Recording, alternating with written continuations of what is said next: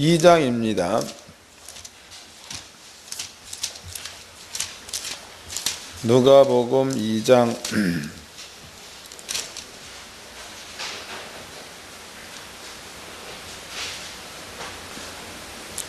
8절서부터 누가복음 2장 8절서부터 20절까지입니다. 다 같이 한 목소리로 합독을 하도록 하겠습니다. 시작. 그 지경의 목자들이 밤에 자기 양떼를 지키더니 주의 사자가 곁에 서서 주의 영광이 저에게 들어 비침에 크게 무서워하는지라. 천사가 이르되 무서워 말라. 보라, 내가 온 백성에게 미칠 큰 기쁨의 좋은 소식을 너희에게 전하노라. 오늘날 다윗의 동네에 너희를 위하여 구주가 나셨으니 곧 그리스도 주시니라. 너희가 가서 강보에 쌓여 구유에 누인 아기를 보리니 이것이 너희에게 표적이니라 하더니 호련히 허다한 천군이 그 천사와 함께 있어 하나님을 찬송하여 가로되 지극히 높으신 곳에 하나님께 영광이여 땅에서는 기뻐하심을 입은 자들의 중에 평화로다 아니라. 천사들이 떠나 하늘로 올라가니 목자가 서로 말하되 이제 베들레헴까지 가서 주께서 우리에게 알리신 바 이루어진 일을 보고하자. 빨리 가서 마리아와 요셉과 구유에 누인 아기를 찾아서 보고 천사가 자기들에게 이야기에 대해 말한 것을 고하니 듣는 자가 다 목자의 말하는 일을 기이 여기되 마리아는 이 모든 말을 마음에 지켜 생각하니라. 목자가 자기들에게 이른 바와 같이 듣고 본 그 모든 것을 인하여 하나님께 영광을 돌리고 찬송하며 돌아가니라. 아멘. 누가복음 2장 8절서부터 20절까지는요 예수님께서 이 땅에 태어났을 때에 대한 이야기가 두 번째로 이제 여기에 기록되어져 있습니다. 저번 시간에 누가복음을 공부할 적에 이제 그 동방박사에 대한 이야기를 해드렸죠. 이런 그 동방박사들이 동방에서 와가지고 헤롯 왕을 만났다 그랬습니다. 또 헤롯한테 얘기하기를 이스라엘 다스릴 왕이 났다 이런 이야기를 하지요. 그 헤롯이 그 말을 듣고 그러면은 그 왕이 난 장소를 나한테 가르쳐 주어라. 나도 가서 당신네처럼 경배해야 되겠다 그랬습니다. 그랬더니 하나님께서 밤에 동방박사들한테 꿈에 현명하기를 헤롯에게로 가지 말고 다른 길로 해서 너희 마을로 가라 그랬죠.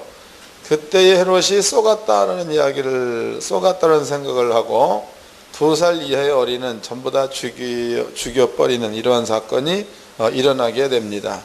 이것을 그냥 된 게 아니고 성경에 모세한테 예언한 것이 그대로 이루어졌다는 얘기 해드렸죠.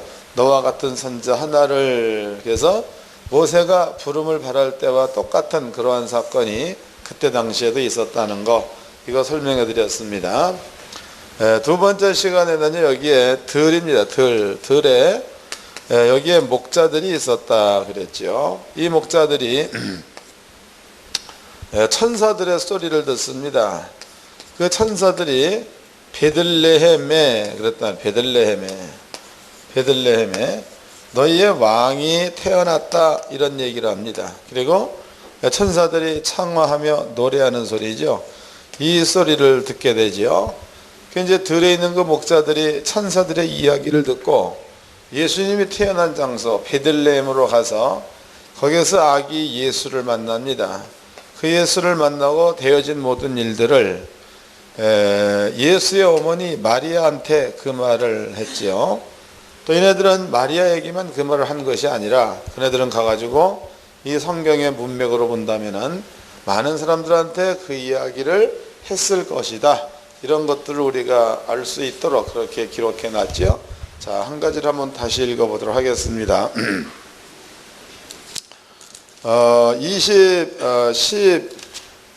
15절서부터 읽겠습니다. 천사들이 떠나 하늘로 올라가니 목자가 서로 말하되 이제 베들레헴까지 가서 주께서 우리에게 알리신 바 이루어진 일을 보자 하고 빨리 가서 마리아와 요셉과 구유에 누인 아기를 찾아보고 천사가 자기들에게 이야기에 대해 말한 것을 고하니. 여기에 그 고했다라고 나와 있죠. 18절. 듣는 자가 다 목자의 말하는 것을 기히 여기되 마련 이 모든 말씀을 마음에 지키어 생각하니라. 목자가 자기들에게 이르던 바와 같이 듣고 본 이 모든 것을 인하여 하나님께 영광을 돌리고 찬송하며 돌아가니라 그랬단 말이에요. 그럼 여기에 지금 목자들이 천사들이 한 그 이야기를 전했다라고도 나와 있고 그것을 가지고 갔다라는 말도 기록되어져 있습니다.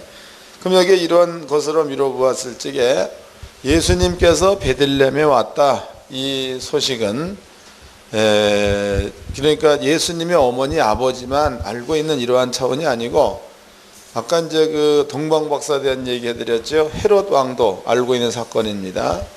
또 마태복음 1장에 보면은 온 예루살렘이 소동한지라 이런 것으로 미뤄보았을 적에 예루살렘 전체가 알고 있는 그런 내용입니다. 또 들에 있는 그 목자들이 실제적으로 이 사람들은 천사를 만나가지고 천사로부터 소식을 들은 이러한 자가 되겠죠. 이러한 자에 나아가서 이 말을 전했을 때에 이네들의 그 말은요 사람과 사람에 의해서 예루살렘 전체에 퍼졌다라고도 봐야 한다는 거죠. 그럼 이 이야기가 예루살렘에만 퍼졌느냐? 예루살렘에만 그렇게 볼 수 없는 거죠. 이스라엘이라는 나라가 이렇게 있다면은 예루살렘 성은 여기에 있습니다. 사마리아 성은 여기쯤 있는 거죠. 그러면 그 나라 크기가 그렇게 뭐 큰 나라가 아니니까 이 이야기는 유대인들에게도 또 이스라엘 전체에 살고 있는 그러니까 예언의 이야기를 알고 있는 자라면 베들레헴에서 예언된 왕이 왔다라는 그 사실을 모르는 자가 없을 만큼 소문이 났다로 봐야 맞습니다. 다시 읽어보겠습니다. 누가복음 2장입니다. 14절 지극히 높은 곳에서는 하나님께 영광이요 땅에서는 기뻐하심을 입은 사람들 중에 평화로다 하니라. 천사들이 떠나 하늘로 올라가서 목자가 서로 말하되 이제 베들레헴까지 가서 주께서 우리에게 알리신 바 이 이루어진 일을 보자 하고 그랬으니까 지금 여기 이런 것으로 미뤄보았을 적에 우리가 일반적으로 알고 있듯이 예수님은 베들레헴에 왔지만은 조용하게 밤에 말구유에 왔다 이렇게는 볼 수 없다는 거죠. 그러니까 기본적으로 알고 있었던 성경 개념을 누가복음 1장과 마태복음 1장을 들어서 생각해 보면은 전부 다 바꾸어야 합니다. 그러니까 고요한 밤 고록한 밤 어둠에 묻힌 밤 그러니까 예수님께서 아주 조용히 아무도 모르는 사이에 몰래 살짝 왔다 이러한 그 기본적인 개념을 이제 깨야 합니다. 주님께서 이 땅에 오실 적에는 이 성경대로라면 굉장히 시끌벅적하게 온 양반 이것 때문에 2살 이하의 어린이들이 다 죽였다. 작은 나라에서 보는 이것은 굉장한 사건입니다. 또 이제 그 목자들이 그냥 들에서 양을 치고 있는데 천사들을 봤다는 거죠. 그리고 천사들이 지금 말한 겁니다. 이것도 작은 사건이 아니다 이 말이에요. 또 헤롯 왕이 동방박사 이야기를 들었을 때에 헤롯 왕의 주변에 있는 신하들도 다 들었다는 거죠. 그러므로 온 예루살렘이 이 말을 듣고 소동했다. 이런 것으로 미뤄보았을 때에도 예수께서 이 땅에 왔을 때에는 상당히 그러니까 가나안 땅에 살고 있는 모든 사람들은 전부 다 알 수 있도록 그렇게 주님께서 오신 겁니다. 이거 조용히 온 게 아니에요. 근데 우리는 그 우리나라에서 주님께서 이 땅에 오신 그 날을 이게 보편적으로 그 생각하고 있는 것을 보면 예수님께서는 조용히 왔다. 베들레헴에 몰래 왔다. 또 이제 그래서 유행되는 그 노래가 고요한 밤, 고독한 밤, 어둠이 깔아앉은 밤 이렇게 이제 얘기하죠. 이런 것들은 우리가 이제 바꿔야 될 부분입니다. 성경은 그렇게 얘기하지 않습니다. 오늘 우리가 이제 그 깨달아 봐야 될 그 부분은요. 누가복음에서 목자가 천사를 만나는 장면이에요. 목자가 천사를 만나는 장면. 그런 이제 마음 가운데 기억을 해 놓으십시오. 자, 뒤로 넘어가 가지고 민수기서 20장을 보겠습니다. 민수기서 20장. 민수기 20장을 펴놓으시고 제가 이제 그 민수기 20장에 관한 설명을 조금 해드리도록 하겠습니다. 민수기 20장의 그 내용은요, 모세가 하나님 앞에 기도하고 또 이제 이스라엘 그 백성들한테 대언하는 이러한 그 내용들이 민수기 20장에 기록이 되어져 있습니다. 그런데 우리는 하나님께서 이 땅에 하나님께서 이스라엘 백성들을 애굽에서 끄집어낼 때입니다. 이럴 때에 잘못 이해를 하게 되어지면 이스라엘 백성들의 기도를 하나님께서 들으시고 이렇게 우리가 이해할 수 있어요. 근데 이 성경을 가만히 읽어보면 이스라엘 백성이 기도했을 때에 하나님께서 기억한 것은 백성들의 기도를 기억했다 이런 게 아니에요. 백성들의 기도를 기억한 게 아니고 출애굽기 2장을 보게 되면 이스라엘 민족의 기도를 들으시고 아브라함과 맺은 약속을 기억했다 이런 말이 있죠. 이건 한번 찾아보도록 합시다. 민수기 20장 접어놓으시고 출애굽기 2장입니다. 출애굽기 2장 23절서부터 읽겠습니다. 출애굽기 2장 23절. 여러 해 후에 애굽 왕은 죽었고 이스라엘 자손은 고역으로 인하여 탄식하며 부르짖으니 그 고역으로 인하여 부르짖는 소리가 하나님께 상달한지라. 하나님이 그 고통 소리를 들으시고 아브라함과 이삭과 야곱에게 세운 그 언약을 기억하사. 그랬단 말이에요. 하나님이 기억한 것은요, 백성들이 기도하는 것을 듣고 하나님이 기억한 것은 아브라함과 맺은 언약을 기억을 했다 이렇게 기록하고 있죠. 그럼 이 언약이라는 것은요, 기도하고 있는 이스라엘 백성들입니다. 기도하고 있는 이스라엘 백성들이 세상에 태어나기도 이전에 하나님이 세워놓은 언약이다고. 그러니까 이스라엘 민족은 지금 애굽이란 나라에서 성경적인 인원수로 본다면 대략 한 250만 정도를 볼 수가 있습니다. 250만은 훨씬 넘는 인구예요. 왜냐하면 그 나이가 20세 이상 50대까지 전쟁에 나갈 만한 자가 대략 60만 이렇게 나와 있죠. 그 60만에다가 한 가족을 4명으로 보았을 적에 대략 240만 정도가 나옵니다. 여기에서 이제 그 노인들 또 뭐 여자들 이거 집어넣어 가지고 대략 250만 정도로 잡죠. 근데 이스라엘 민족이 자녀를 낳는 데에 걔네들은 12명 그래도 생기면 또 낳지 않습니까? 그런 것으로 미뤄보았을 적에 우리나라에도 한 집안에서 우리도 7남매입니다. 또 누구네 집도 보니까 뭐 8남매가 된다고 하더라고요. 이런 것을 한 사람이 낳는 거예요. 이런 것으로 본다면 이스라엘 민족을 이렇게 계산해서 250만, 이건 작은 인구입니다. 그러니까 250만보다도 월등히 많은 그런 그 인구가 이스라엘 민족이에요. 그럼 이런 그 많은 인구가 세상에 태어나기도 이전에 하나님은 아브라함과 더불어 그 언약을 세워놨다는 겁니다. 그 언약. 그럼 여기에서 이제 한 가지를 한번 우리가 생각해 봐야 될 필요성이 있죠. 이것은 뭐냐면, 그럼 이스라엘 민족이 세상에 태어나기도 이전에 하나님은 아브라함과 더불어 약속을 하기를 내가 너희한테 가나안 땅을 주겠다라고 약속을 했다는 거예요. 가나안 땅을 주겠다.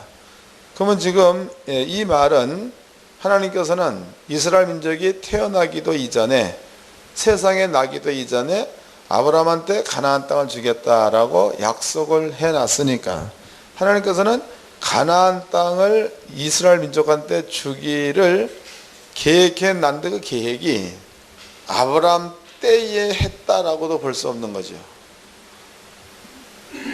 무슨 얘기인지 아시겠어요? 그러니까 아브라함을 불러가지고 갑자기 아버지 계획 세워갖고 이렇게 주는 게 아니고 이미 하나님은 가나안 땅을 이스라엘 민족한테 줄 것을 계획을 세워놓으시고 아브라함 부른 거단 말이에요.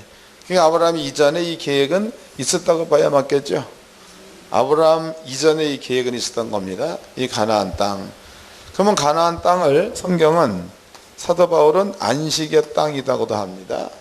그럼 안식의 의미 가운데는, 큰 의미 가운데서 안식은 7일이 안식일이죠. 7일. 이해됩니까? 안식의 땅, 그 말은 가나안 땅이라는 것은 그냥 눈으로 보기에 그냥 땅 이런 차원을 떠나서 안식의 땅은 사람은 쉬고 하나님은 일하는 땅이다 그 말이에요. 근데 여기서 또 7일 그럼 이것을 안식일이라고 합니다. 이 안식일은 사람의 안식보다도 하나님의 안식일이 되는 거겠죠. 하나님의 안식. 그래서 가나안 땅 이 가운데는 사도 바울이 안식의 땅이라는 말을 쓰는 건 여기에는 하나님의 나라와도 직결되는 그러한 부분이기도 합니다. 그러므로 가나안 땅을 이해를 잘하면 하나님의 나라가 어떻게 운영되어지는가 이것을 알 수가 있다고 봐야 맞겠죠. 자, 이것은 그 구약을 공부할 때 이미 다 해드린 그런 내용들입니다. 하나님께서 사람들이 나기도 이전에 아브라함과 이 언약을 맺어 놨는데 그 언약은 아브라함이 태어나기 이전에 하나님께서는 가지고 있었던 거다고. 가지고 있었던 그것을 아브라함을 불러가지고 그 아브라함에서부터 하나님께서 가지고 계셨던 계획을 실현시킨다 이렇게 보면 되겠죠. 이게 이제 하나님께서 아브라함과 맺은 약속이 되는 겁니다. 그러면 이제 이스라엘 민족이 250만 되는 민족이 아버지 앞에 기도하니까 하나님께서는 아브라함과 더불어 맺은 언약을 기억을 했다 그랬으니까 이 언약이라는 것은 아브라함이 나기도 이전에 세워놓은 언약이 되는 거다고. 아브라함이 나기 이전에 세워놓은 언약. 그 다음에 이제 하나님께서 이렇게 아브라함한테 세워놓은 그 언약을 모세 시대의 백성들의 기도를 듣고 기억하사 이 언약을 시행하기 위해서 모세를 보냈습니다. 모세. 그러니까 구원의 계약을 하나님께서 시행하기 위해서 모세를 보낸 거예요. 모세. 그럼 이런 측면에서 밀어본다 모세는 신약은 우리가 알고 있는 내용이니까 모세는 예수님의 표상으로 왔다고 봐도 되겠죠. 신약을 모른다면은 이 말하면 되겠냐 이렇게 말할 수가 있는데 우리는 이미 신약을 알고 있는 자이니까 예수님께서 우리를 구원하는 그것이나 모세가 이스라엘 민족을 애굽에서 끌어내오는 그것이나 결국 비슷하다 이렇게 알 수 있는 거예요. 그럼 이제 요거를 기억해 놓으시고 자 이제 민수기서 20장을 가보도록 합시다. 민수기서 20장 이제 모세가 한 말들입니다.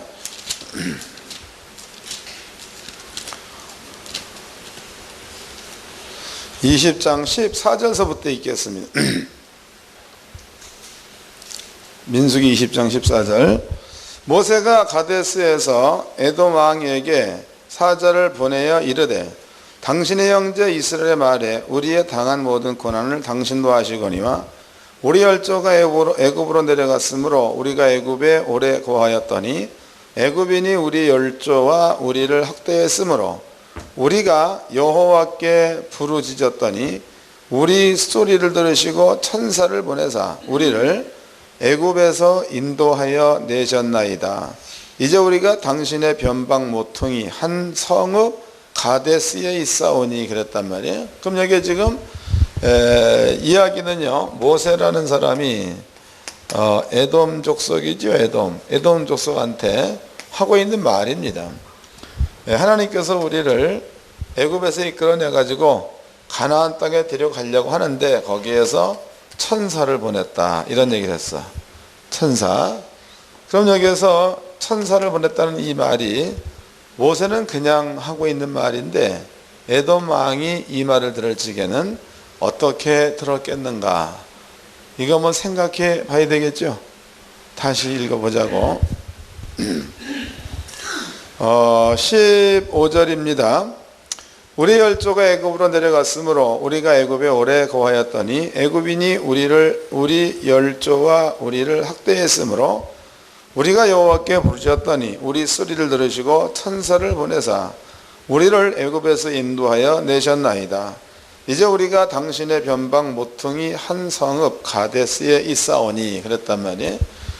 여기서 그 모세가 에돔 왕한테 하고 있는 말이 하나님께서 우리의 기도를 들으시고 천사를 우리한테 보냈다.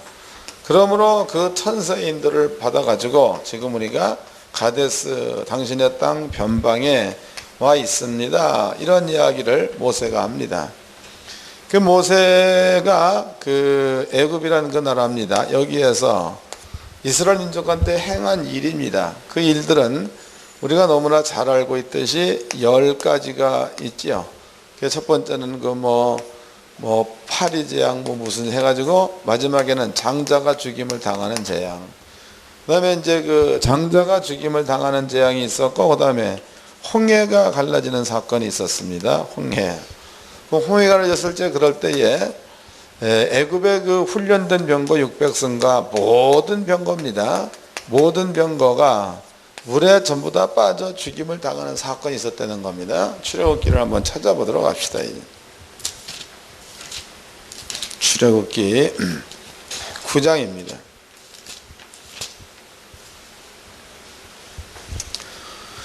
9장 3절 읽겠습니다. 여호와의 손이 들어있는 내 생축 곧 말과 나귀와 약대와 우양에게 더하리니 심한 악질이 있을 것이며, 그러니까 애굽의 짐승들한테 악질이 있을 거다.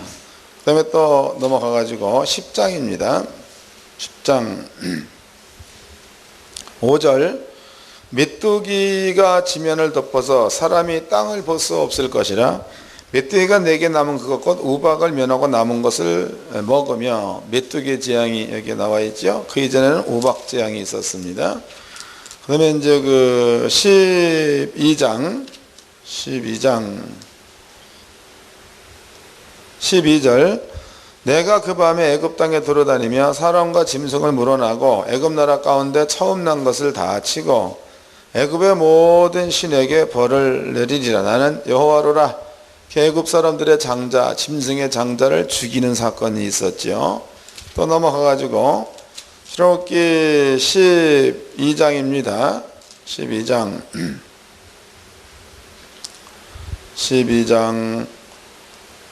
29절 밤중에 여호와께서 애굽 땅의 모든 처음 난 것 곧 위로 앉은 바로의 장자로부터 이 갇힌 장자까지 생축에 처음 난 것을 다 치심해 그 밤에 바로와 그 모든 신하와, 그러니까 그날 밤에 전부 다 죽임을 당하였다, 이런 얘기가 되겠죠. 자, 14장입니다 14장 24절서부터 새벽에 여호와께서 불 구름 기둥 가운데서 애굽 군대를 보시고 그 군대를 어지럽게 하시며 그 병거 바퀴를 벗겨서 달리기에 극난하게 하시니 애굽 사람들이 가로되 이스라엘 앞에서 우리가 도망하자. 여호와가 그들을 위해 싸워 애굽 사람들을 치는도다. 여호와께서 모세에게 이르시되 내 손을 바다 위로 내어 밀어 물이 애굽 사람들과 그 병거들과 마병들 위에 다시 흐르게 하라 하시니 모세가 곧 손을 바다 위로 내어 밀매 새벽에 미쳐 바다가 그 세력을 회복된지라. 애굽 사람들이 물을 거스려 도망하나 여호와께서 애굽 사람들을 바다 가운데 엎으시니. 그랬죠? 그 뒤에 보면 다 죽었다라고 나와 있습니다. 그러면 아버지께서 모세를 보내서 이스라엘을 이끌어낼 적에 이런 일들을 전부 다 했다면, 이런 일들, 홍해 갈라지는 사건들, 10가지 재앙, 이런 것들을 하나님께서 이루어내셨습니다. 그런데 모세가 민수기서 20장에 하고 있는 말은 뭐냐면, 하나님께서 우리의 기도를 듣고 아브라함과 맺은 언약을 기억하사 하나님께서 그 천사를 보내가지고 이 일을 하게 했다는 거지요.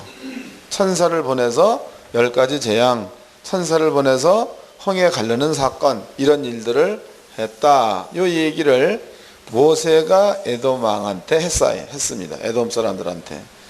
에돔 사람들이 이 말을 듣는다 그러면은 이 사람들이 마음이 이렇게 조금 부드럽다 그러면 이 말을 들을 적에는 두려움으로 듣겠죠.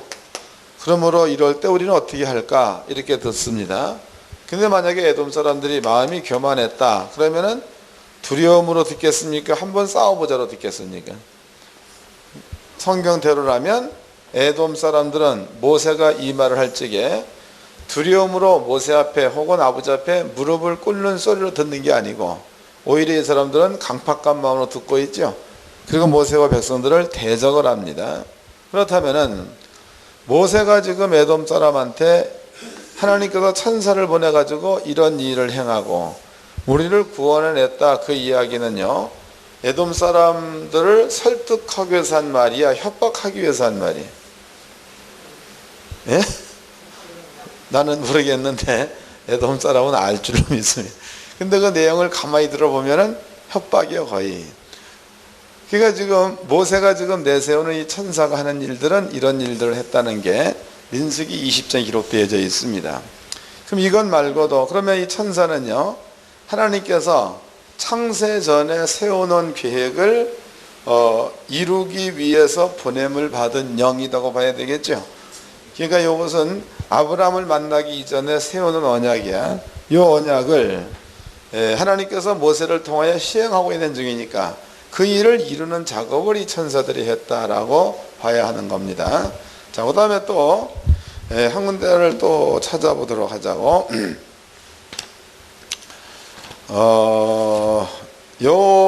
여호수아서입니다. 여호수아서 6장에 나타나 있죠. 여호수아서 6장 5장 여호수아서 5장 13절입니다. 여호수아가 여리고 가까웠을 때 눈을 들어본즉 한 사람이 칼을 빼어 손에 들고 마주 섰는지라. 여호수아가 나가서 그에게 묻되 너는 우리를 위하느냐 우리의 대적을 위하느냐. 그가 이르되 아니라 나는 여호와의 군대 장관으로 이제 왔느니라. 여호수아가 땅에 엎드려 절하고 그러되 나의 주여 종에게 무슨 말씀을 하려 하시나이까. 그럼 여기 이 장면은요, 이제 그 모세가 가나안 땅에 들어갔습니다. 요단강 건너가지고 가나안 땅 들어갔습니다. 그런데 가나안 땅 들어가지고 길갈 진에서 그네들은 할례를 행합니다. 또 이제 할례를 마치고 난 다음에 유월절을 지키죠. 유월절 지키고 난 그 다음에 바로 여호수아 앞에 여호와의 군대 장관이 등장을 합니다. 그럼 왜 군대 장관 그러면은 그 군인의 장관이니까 미가엘 천사를 들 수가 있겠죠.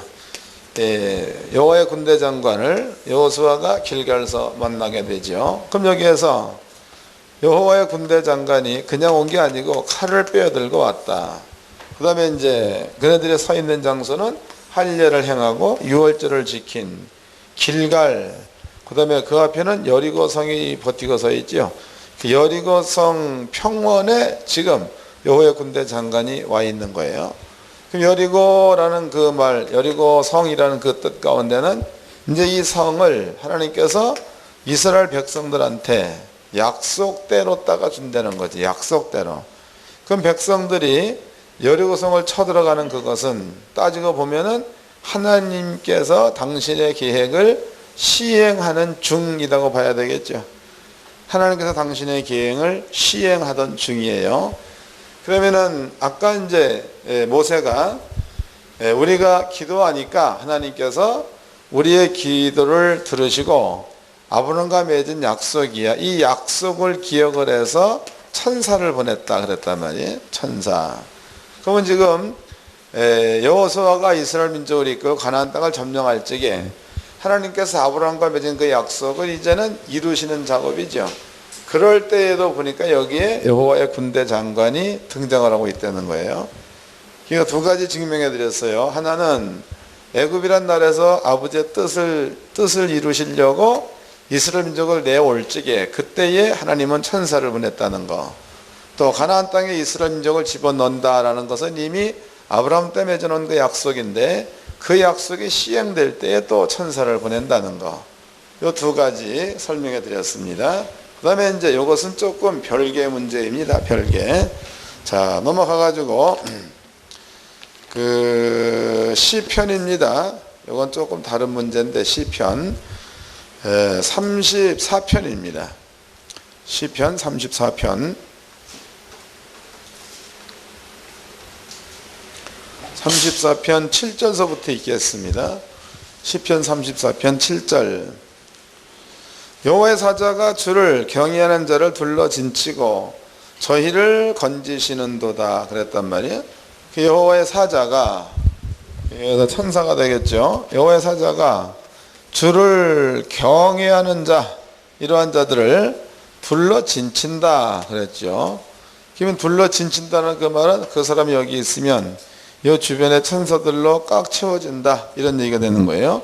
둘러 진치고 하나님을 경외하는 그 자들을 하나님의 사자들이 여기 보니까 구원해낸다 이렇게 표현하고 있죠. 다시 읽겠습니다. 7절 여호와의 사자가 주를 경외하는 자를 둘러진치고 저희를 건지시는도다. 8절 너희는 여호와의 선하심을 맛보할지어다. 그에게 피하는 자는 복이 있도다. 그럼 여기에 하나님께서 어떻게 구원하는가 이런 것들을 맛보다라는 말을 표현합니다. 맛, 그러니까 느끼고 볼 수 있다는 겁니다. 9절 너희 성도들아 여호와를 경외하라. 저를 경외하는 자에게는 부족함이 없도다. 그 다음에 이제 하나님을 경외하라는 이야기를 하고 있다 이 말이에요. 세 가지 설명해 드렸어요. 한 가지는 애굽에서 나올 적에 천사 보내가지고 구원해냈다는 거. 두 번째는 가나안 땅을 점령할 적에 군대 장관 보내가지고 점령하고 있다는 거. 세 번째는 여호와를 경외하는 자를 하나님의 사자가 둘러진치고 그를 건진다, 구원한다 이런 것들 세 가지 설명을 해드렸습니다. 그 외에도 예를 들려면 성경에는 이것 말고도 엄청나게 많은 이야기가 있습니다. 가령 히스기야 역시도 천사 보내가지고 아수르 나라 군대 18만 5천 명 죽이는 사건이 있었죠. 이것도 천사가 동원되고 있죠. 또 하나는 여러분들이 그 여호사밧 시대에도 모압과 암몬과 세일산 거민이 연합해가지고 유다를 치러 왔을 적에 하나님이 천사 보내가지고 다 죽이고 있습니다.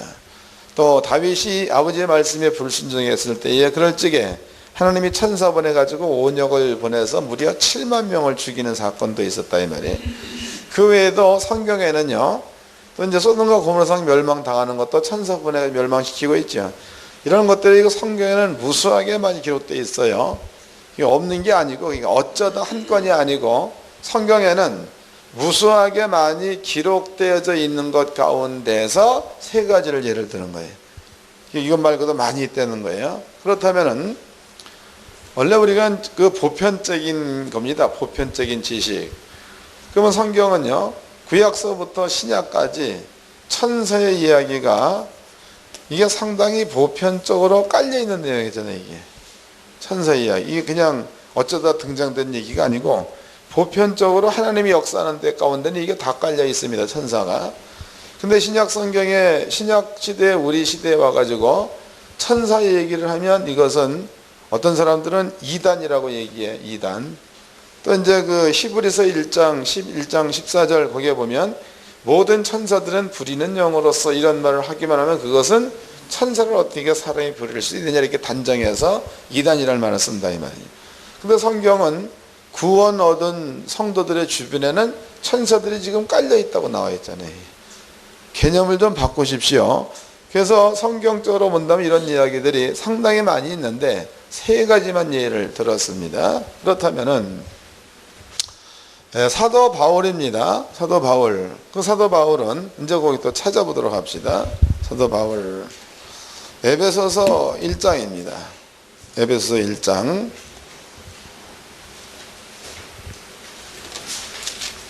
에베소서 1장.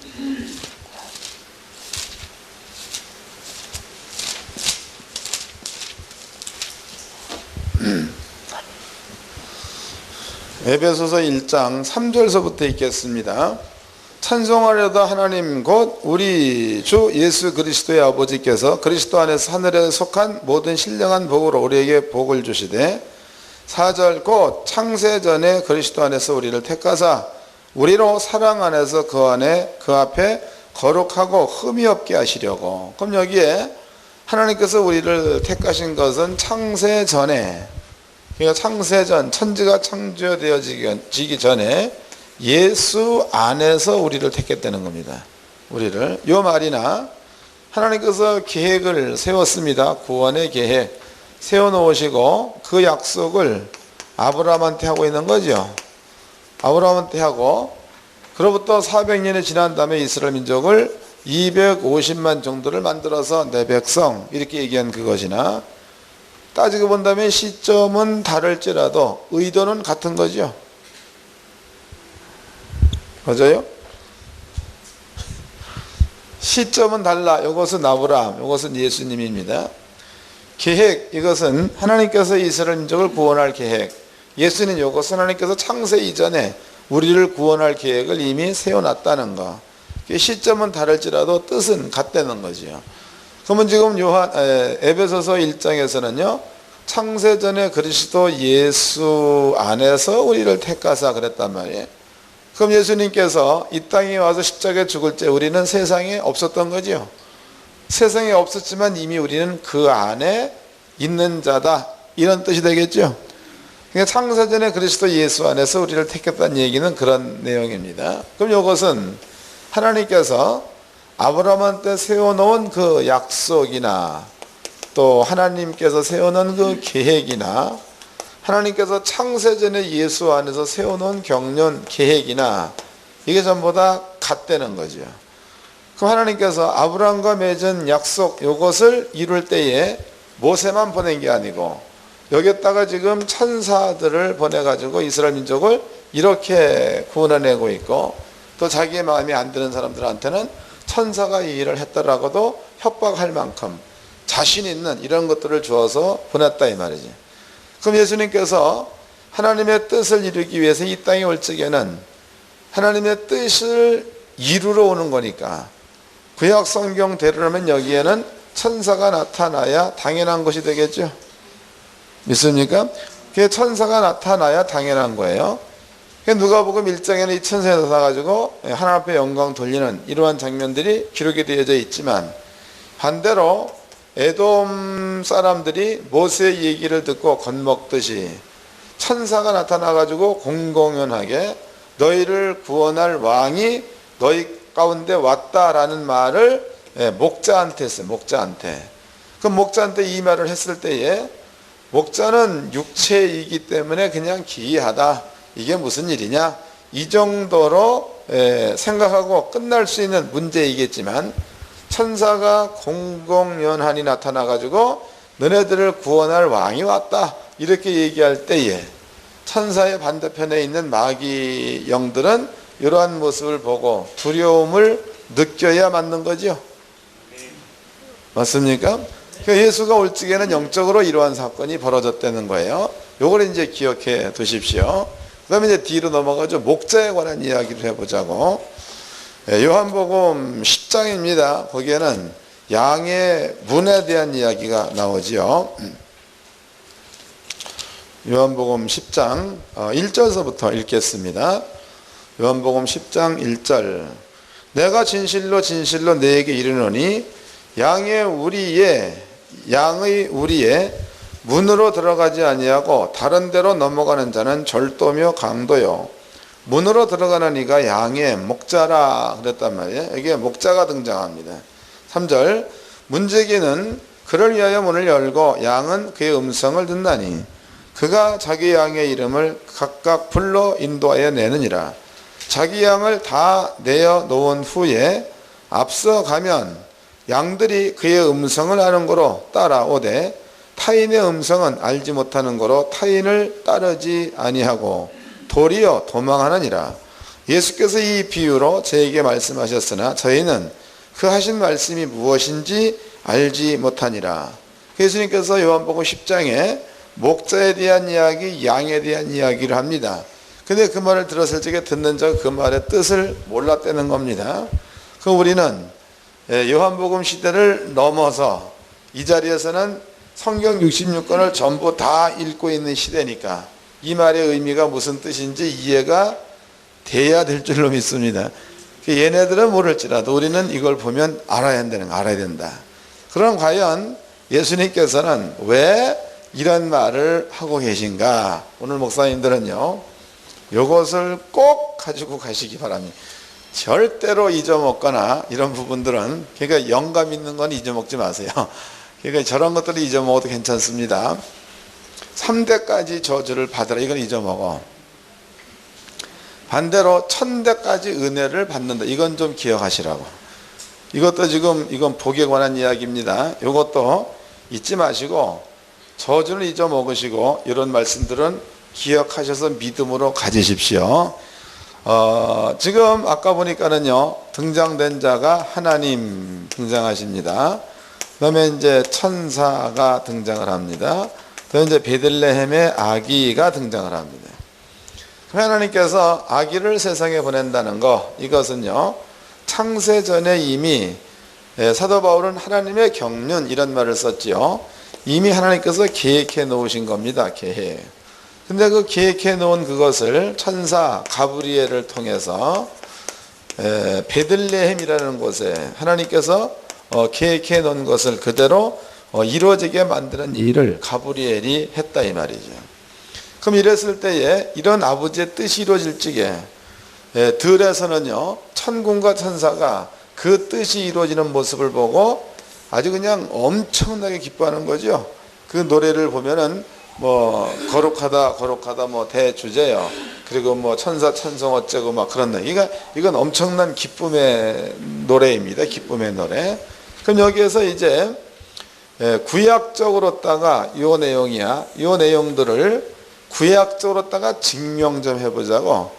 그 요한복음 1장에 보면 거기에 말씀은 하나님이란 말이 있습니다. 말씀은 하나님. 그래서 그 어떤 그 단체에서는요, 이 말씀은 하나님이니까 이 말씀이 영이 아닙니까? 이래 묻습니다. 그 요 말이 틀린 말이 아니에요. 맞는 말이에요. 근데 영권 목사님들은 요 말을 이렇게 단편적으로만 보지 말고 여러분들이 요한복음 6장에 보면은 내 말이 영이요 생명이란 말을 했죠. 내 말이 영이요 생명. 요한복음 6장 63절에 나오는 이야기입니다.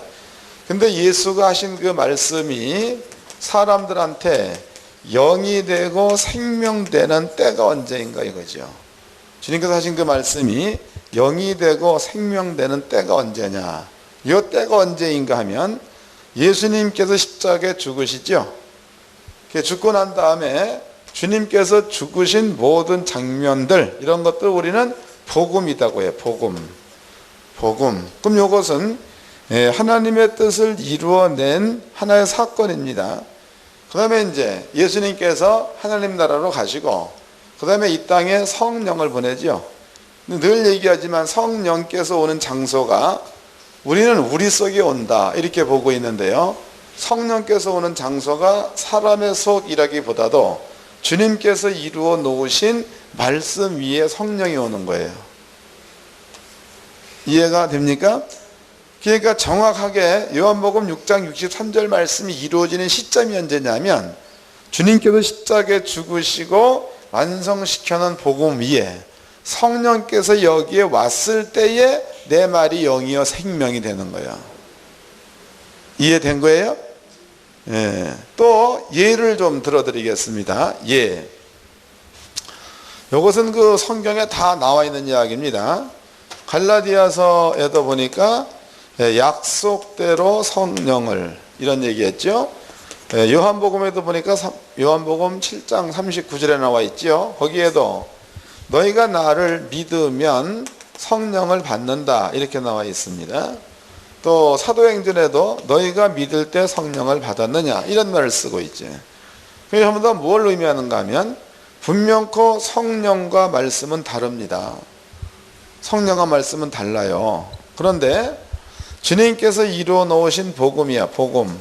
이 복음 위에 성령께서 오게 되면 이때부터는 말씀과 성령이 하나가 됐으니까 이 말씀을 영이라고 해도 된다 이 말이. 그러면 이제 지금 나는 예수를 믿는 자입니다. 그리고 예수를 믿지 않는 자가 있어요. 그럼 예수를 믿지 않는 이 자한테 내가 복음을 잘 풀어서 설명해 줬어요. 이 사람이 마음을 열고 그 말씀을 믿음으로 받아들였습니다. 그 믿음으로 받아들이면은 그 복음이 그 사람 속에 믿음으로 받아들일 때에 복음과 성령은 하나이니까 성령을 받게 되는 거겠죠. 이해되시나요? 이렇게 여러분들이 정리를 해 놓으십시오. 예수께서 해 놓으신 내 말이 영이요 생명 이 말은요, 예수님께서 복음을 완성시켜 놓으시고 하나님 나라에 가셔서 성령을 보내 성령이 이 복음에 와서 복음과 성령이 하나가 되어서 그 말씀이 우리 속에 믿어질 때 성령이 임하는 것, 이것을 예수님께서는 내 말이 영이요 생명 이렇게 표현했습니다. 그래서 나를 믿는 자는 영원히 죽지 아니하리라. 살아서 나를 믿는 자는 죽음을 보지 않고 죽어서 나를 믿는 살아나리, 이런 말을 쓰고 있는 거죠. 이런 차원에서 우리는 이해를 하면 되겠습니다. 그래서 우리가 이제 뭡니까, 이단에서 얘기하는 창세기에 나오고 있는 거기에서 하나님께서는 분명히 생기를 불어넣은 거예요.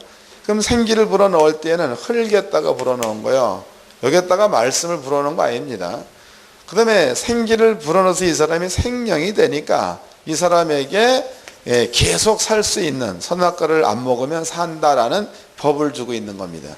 그러니까 이 법 자체가 또 이 사람한테는 생명이 되겠죠. 이해가 되시나요? 그래서 여기에서는 창세기에서 있는 그 생기와 창세기에서 주게 된 그 말씀과는 분명히 또 구분해야 되는 거예요. 신약 시대에서는 이렇게 구분하시면 되겠고, 그렇게 해서 하나님께서는요 이미 세워놓은 계획입니다. 이 계획을 천사 가브리엘을 통하여 베들레헴에 예수로 오게 만드는 이러한 일들을 이 천사가 했다, 이 말이죠.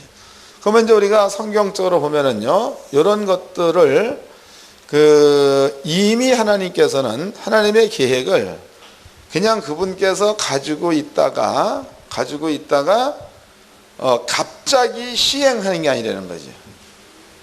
가지고 있다가 갑자기 시행하는 게 아니고 하나님께서는 여기에다가 선지자를 두고 있죠.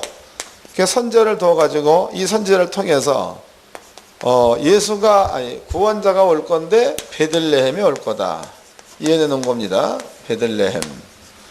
그 다음에 그는 다윗의 후손으로 올 거다. 그 다음에 그는 유다 지파로 올 거다. 또 뭐 이런 것들을 하나님께서 예언해 놨습니다. 근데 이것은 예수가 오기 이전에 예언된 말들이라고, 예언된 말. 그러면 요 예언된 그 말은요, 요 말은 하나님께서 이 말을 이미 예언해 놓은 거니까, 이 말은 하나님이 계획하고 해 놓은 거니까 하나님이 세워놓은 계획은 꼭 이루어져야 되는 거겠죠. 꼭 이루어져야 되는 거예요. 그래서 이것을 하나님께서 선지자를 통하여 해 놓으신 말씀, 그래서 이 말씀이 예수가 돼서 왔다, 이런 것을 얘기할 적에 말씀이 육신되었다, 이렇게 표현하는 거예요. 이해가 됩니까? 예언된 말씀이 사실로 이루어졌다, 이것을 말씀이 육신되었다. 만약에 이제 창세기입니다. 창세기 모든 식물이 있으라. 그런데 그 식물이 있으라고 얘기한 것은 창세기에서 3일 날 얘기해 놨습니다. 근데 그 다음에 그 식물이 아담의 눈에 보여지게 나타난 것은 6일 날 나타났다, 이 말이죠. 6일 날. 그 6일 날 아담이 만들어지기 이전까지는 식물이 있으라라는 그 말은 그냥 말로만 있었던 거죠, 말로만. 그런데 그것이 아담이 만들어지고 얼마 있다가 식물이 나타났다라는 그 얘기는 요 말씀이 육신되어 나타났다, 이렇게 보는 거다. 이해가 되시죠? 구약에 예언되어 있는 모든 이야기, 요 이야기들이 완성되어진 것, 이런 것들을 사도 요한은 말씀이 육신되었다, 이렇게 표현합니다. 그리고 요 말씀을 갖다가 말씀은 곧 하나님의 뜻이 들어있으므로 하나님이다, 이렇게 표현했다. 그렇게 돼가지고 온 모든 것들 가운데는 이러한 어떤 경로가 여기에 들어가 있어요. 그러면 지금 여기에서 요 경로야, 이렇게 되어져는 그 경로, 여기에는 하나님의 계획이 들어가 있는 거니까 요 경로 가운데는 이 말을 이루기 위한, 혹은 이 말을 지키기 위한 그런 그 천사들이 여기에는 항상 깔려 있다는 거죠. 한 가지 그 예로 여러분들이 여기 이제 보도록 합시다. 이사야서입니다. 그 말이 이사야서. 잘 좀 이해를 하셨으면 좋겠습니다. 1장입니다. 이사야서 1장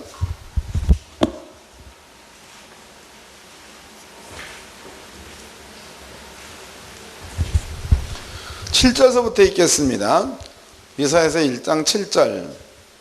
너희 땅은 황무하였고 너희 성읍들은 불에 탔고 너희 토지는 너희 목전에 이방에게 삼키었으며 이방인에게 파괴된 같이 황무하였고 8절 딸 시온은 포도원의 망대같이 원두밭의 상징망같이 에워싸임 성읍같이 겨우 남았도다. 만군의 여호와께서 우리를 위하여 조금 남겨두지 아니하셨다면 우리가 소돔 같고 고모라 같았었으리로다 그랬단 말이에요. 그리고 이 이야기는요, 선지자 이사야를 통하여 아버지가 이스라엘 민족한테 하고 있는 말이에요. 그럼 이스라엘 민족은 상당히 많은데 너네들이 이렇게 죽고 저렇게 죽고 이렇게 죽고 다 죽어버리고, 여기에서 조금만 남을 때 이 조금만 남은 것도 하나님께서 우리를 위하여 남겨두지 않았으면 이것마저도 없어졌을 거다라는 의미가 담겨져 있는 거죠. 그럼 이렇게 하나님의 뜻에 벗어나 있으면 이 사람들이 이렇게 망하게 돼 있다는 거예요. 근데 하나님의 계획입니다. 계획은 이러한 경로를 통해 가지고 예수를 이 땅에 보낼 것이 하나님의 계획이라고. 그럼 여기에서 유다 지파를 전부 다 죽여버린다. 유다 지파를 그럼 전부 다 죽여버린다. 그러면은 하나님의 계획은 안 이루어지겠죠. 그 다음에 다윗의 후손을 싸그리 죽여버린다. 그러면 또 하나님의 계획은 안 이루어지는 거예요. 그러니까 천사들이 하고 있는 일은 뭐냐면 이런 그 와중에서도 하나님의 뜻을 이루어내는 데 있어서 조금만 남기는 역할을 천사들이 한다는 거죠. 그 말은 바꿔 얘기하면 여기에 그러니까 조금만 남아있는 사람이 잘나서가 아니고, 조금만 남이 잘나서가 아니라 하나님께서 이런 계획을 가지고 있기 때문에 하나님의 계획을 이루려니까 천사들이 그들을 보호했다는 뜻이라고. 감이 잡힙니까? 그거 다시 읽어보자고. 이제 이사야 1장 8절입니다. 딸 시온은 포도원의 망대같이 원두밭의 상징막같이 에워싸인 성읍같이 겨우 남았도다. 만군의 여호와께서 우리를 위하여 조금 남겨두지 아니하셨다면 우리가 소돔 같고 고모라 같았었으리로다 그랬죠. 이제 이 말의 의미가 이해가 되셨을 줄로 믿습니다. 그럼 여기 이제 이 뜻이 이루어질 때까지는 천사들이 이 뜻 가운데서 이 말을 이루어질 때까지 항상 이 통로는 지킨다는 겁니다. 항상. 그리고 이 통로를 지켰던 것들이 예수님 시대에 가브리엘을 통해서 베들레헴에 왕 말씀이 육신되는 것으로 등장했을 때에 모든 천사들이 이 사건을 보고 기뻐했다는 뜻이 되겠죠. 여기 아까 나와 있는 노래가 그런 거예요. 이거를 이제 마음 가운데 기억해 놓으십시오. 기억. 자, 그 다음에 이제 예수님께서 십자가에 달려 돌아가십니다. 그 다음에 이 땅에 이제 그 성령을 보냅니다. 성령이 증거하는 게 뭐냐면 예수님의 십자가 사건을 증거하죠. 예수께서 우리 죄악을 대신 짊어지고 죽었으므로 우리에게 천국 가는 구원이 왔다는 거, 이거 성령이 증거해 주는 거예요. 또 예수님께서 채찍에 맞음으로 너희는 나음을 입었다는 거, 이건 역시도 성령께서 증거해 주는 겁니다. 그러면 이제 예수님께서 십자가에 죽어서 이러한 모든 것들을 완성시켜 놓으시고 예수님은 하나님 나라로 가셨습니다. 그리고 성령께서 주님께서 이루어 놓으신 이 모든 일 가운데에 성령께서 오셨다 이 말이에요. 성령께서 오셔가지고 이 일 가운데서 예수님께서 우리 죄악을 짊어지고 십자가에 죽었으므로 이 사실을 믿는 자는 천국 간다 이렇게 얘기해 놨잖아. 천국.